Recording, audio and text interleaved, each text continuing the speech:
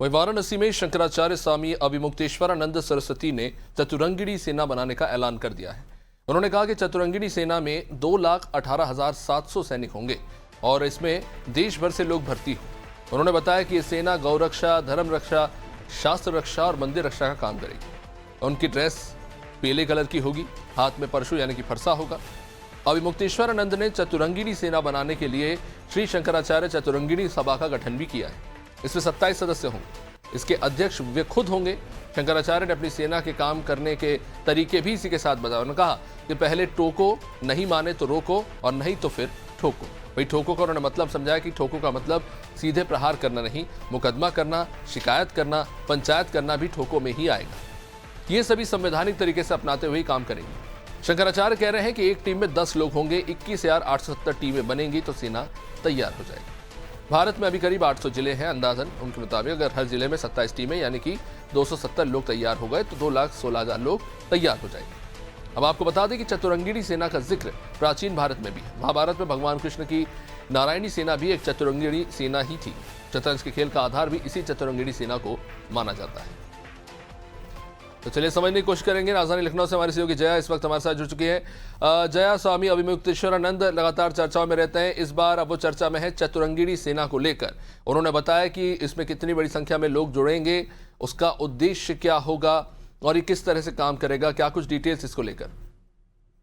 देखिए अभिषेक, सबसे बड़ी बात है कि जिस तरीके से माघ मेले में शंकराचार्य के साथ वो घटना हुई और जिस तरीके से वो वहां अंतिम पे बैठे थे, उसके बाद की राजनीति में कहीं ना कहीं शंकराचार्य का मुद्दा जो है लगातार आता जा रहा है। फिलहाल उन्होंने देखा आपने कि जिस तरीके से वाराणसी में उन्होंने यहाँ पे घोषणा कर दी कि अब चतुरंगिणी सेना हम बनाएंगे जिसमें 2,18,700 सदस्य होंगे और ये इसमें जो भर्तियां होंगी वो तमाम वो देश के पूरे जिलों से होंगी, यानी कि पूरे देश में अगर देखा जाए तो 800 जिले हैं, तमाम जिलों से सेनाओं की भर्तियां होंगी। उनके वस्त्र का कलर जो है वो पीले कलर का होगा। उनका जो हथियार होगा वो हथियार परशु यानी कि फरसा को बताया गया है, जो परशुराम का प्रतीक माना जाता है। और कहीं ना कहीं उनका जो उद्देश्य साफ तौर पर उन्होंने जाहिर किया, धर्म रक्षा, शास्त्र रक्षा, गौ रक्षा और मंदिर रक्षा, ये चारों कार्य होंगे जो चतुरंगिणी सेना किया गया। हालांकि जिक्र जो चतुरंगिणी सेना का चाहे महाभारत हो या रामचरित मानस, तमाम प्राचीन अपने ग्रंथों में देखा गया कि सेना को खासतौर पे कहीं न कहीं युद्ध कौशल के लिए माना जाता है, युद्ध कौशल के प्रतीक के तौर पे भी देखा जाता है। तो ऐसे में माना जा रहा है शंकराचार्य जो कि देखो कि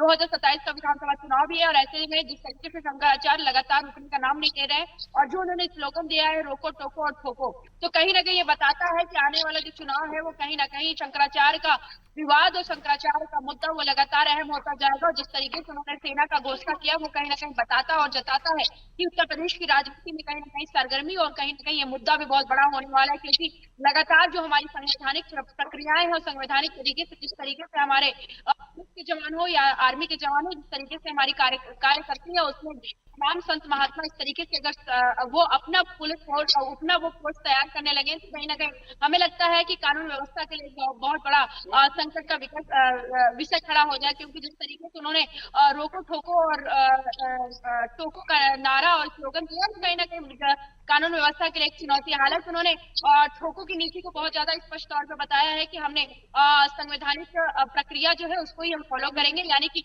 हम शिकायत करेंगे, पंचायत करेंगे, समझाने की कोशिश करेंगे। लेकिन आने वाले समय में बहुत कुछ मायने रखता है, क्योंकि अभी राजनीति है और राजनीति में तमाम ऐसे मुद्दे हैं किस तरीके से शंकराचार्य का मुद्दा हो या शंकराचार्य के अगर इतिहास को देखेंगे तो किस तरीके से उनके विवाद और शंकराचार्य अवमुक्तेश्वरानंद का किस तरीके का नाता रहा है वो सभी लोगों को पता है।